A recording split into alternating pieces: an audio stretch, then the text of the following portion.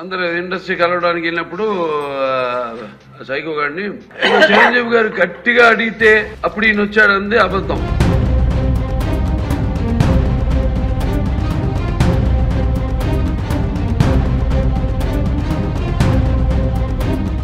నమస్తే, నేను Chandana. Welcome to great Andhra. దివంగత ఎన్టీఆర్ నుంచి సీఎం పదవిని చంద్రబాబు నాయుడు ఎందుకు దక్కించుకున్నారో బహుశా తెలుగు సమాజానికి ఇప్పుడు స్పష్టత వచ్చి ఉంటుంది. నట కిరీటి ఎన్టీఆర్ బసవతారకం దంపతులకు 8 మంది మగపిల్లలు, 4 ఆడపిల్లలు. భారతీయ సంప్రదాయం ప్రకారం మగపిల్లల్ని వారసులుగా భావిస్తుంటారు. ముఖ్యమంత్రి చంద్రబాబుకు లోకేష్, కేసీఆర్కు కేటీఆర్, దివంగత వైఎస్ఆర్కు వైఎస్ జగన్ రాజకీయ వారసులుగా ఉన్న సంగతి తెలిసిందే. చంద్రబాబుకు లోకేష్ ఏకైక సంతానం, ఆడపిల్లలు లేరు. బాబు ఊహించిన దానికంటే రాజకీయంగా లోకేష్ ఎంతో మెరుగ్గా తయారయ్యారు. ఇవన్నీ కాసేపు పక్కన పెడదాం. ఎన్టీఆర్కు ఏకంగా 8 మంది మగపిల్లలు ఉన్నప్పటికీ ఏ ఒక్కరూ ఆయనకు రాజకీయ వారసులు కాలేకపోయారు. నందమూరి హరికృష్ణ మొదటి నుంచి తండ్రికి నీడలా నడిచారు, కానీ రాజకీయ వారసుడు కాలేకపోయారు. ఎన్టీఆర్ జీవించినంతకాలం నందమూరి బాలకృష్ణ సినిమాలకే పరిమితమయ్యారు. ఆ తర్వాత ఎన్టీఆర్ను పదవీచ్యుతుడిని చేయడంలో హరికృష్ణ, బాలకృష్ణ, దగ్గుబాటి వెంకటేశ్వరరావు తదితరులంతా చంద్రబాబుతో చేతులు కలిపారు. ఎన్టీఆర్ను గద్దెదించే ఎపిసోడ్లో ఎక్కువ మంది చంద్రబాబును విమర్శిస్తుంటారు, కానీ ఎన్టీఆర్ వారసుల గురించి ఏ ఒక్కరూ మాట్లాడరు. ఎన్టీఆర్ 8 మంది మగపిల్లల్లో ఏ ఒక్కరు కూడా ఆయన రాజకీయ వారసులు కాలేకపోవడం ఆశ్చర్యం కలిగిస్తోంది.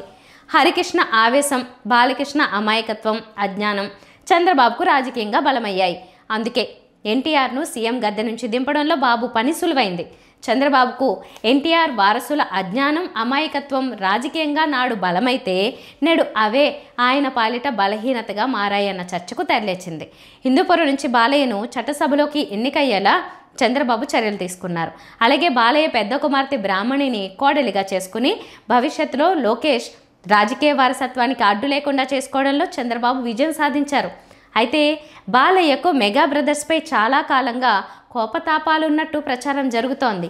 ఇందులో నిజానిజాల సంగతి ఏంటో వాళ్ళకే తెలియాలి. కానీ అసెంబ్లీ సమావేశాల్లో బీజేపీ ఎమ్మెల్యే కామినేని శ్రీనివాసరావు అంతరంగాన్ని, రాజకీయాన్ని అమాయక చక్రవర్తి బాలకృష్ణ పసిగట్టడంలో విఫలమై బావ చంద్రబాబుకు రాజకీయంగా నష్టం తీసుకొచ్చారన్న చర్చ జరుగుతోంది. బీజేపీ ఎమ్మెల్యే కామినేని శ్రీనివాసరావు ఎంతో తెలివిగా వైఎస్ జగన్ను సాడిస్ట్గా నిరూపించడానికి చక్కటి కట్టుకథ అల్లారు. అయితే మెగాస్టార్ చిరంజీవిని కామినేని ప్రశంసించడం మాత్రమే బాలయ్య మనసుకెక్కింది. అధ్యక్ష, ఇందాక గౌరవ శాసనసభ్యులు కామినేని శ్రీనివాసరావు మాడుతూ అప్పుడు అందరూ ఇండస్ట్రీ కలవడానికి వెళ్ళినప్పుడు సైకో గారిని చిరంజీవి గారు గట్టిగా అడిగితే అప్పుడు ఈయన వచ్చాడంది అబద్ధం. గట్టిగా ఎవడు అడగలేదు అక్కడ. అది మీరు అన్నారు ఇందాక, ఏదో గట్టిగా అడిగితే ఈయన వచ్చాడు మళ్ళీ కలవడానికి, లేకపోతే ఏదో సినిమాటోగ్రఫీ మినిస్టర్ కలవమన్నారు అని. ఏంటంటే అండి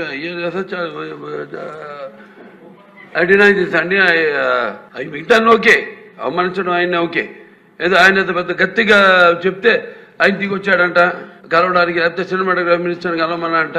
మనం కూడా నాకు ఇన్విటేషన్ వచ్చింది ఇక్కడ ఫిల్మ్ డెవలప్మెంట్ ఒక లిస్ట్ తయారు చేయమని. నాది 9వ పేరు వేశారు. అది ఎవరో ఈయన నేను అడిగాను కూడా, దుర్గేష్ గారిని కూడా అడిగాను, గౌరవ సినిమాటోగ్రఫీ మంత్రి కూడా అడిగాను, ఎవడో అడిగేసిందని.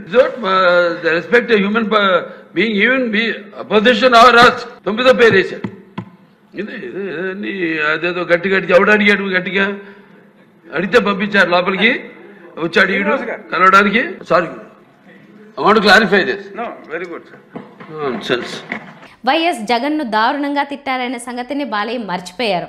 దీంతో అసెంబ్లీ సమావేశాల్లో లేచి జగన్ను సైకోగాడంటూ తిట్ల పురాణం మొదలుపెట్టారు.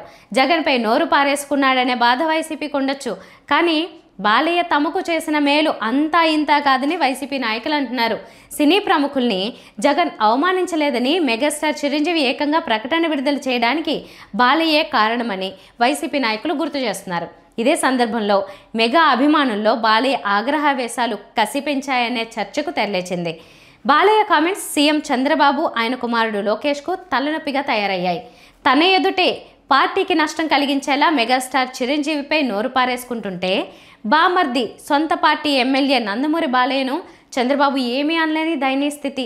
ఎన్టీఆర్ నుంచి రాజకీయ వారసత్వాన్ని తీసుకోవడంలో ఆయన వారసుల అమాయకత్వం, అజ్ఞానం చంద్రబాబుకు పనికొచ్చాయన్నది ఎవ్వరూ కాదనలేని సత్యం. రియల్ లైఫ్లో బాలయ్య ప్రదర్శనకు అనేక ప్రశంసలు. దురదృష్టవశాత్తు రియల్ లైఫ్లో ఆయన ప్రదర్శనకు ప్రశంసలు రాకపోగా అందుకు భిన్నమైన స్పందనలు సొంత పార్టీ నుంచే వస్తున్నాయి. వైసీపీ పాలిట రాజకీయంగా బాలయ్య ఓ సంజీవని.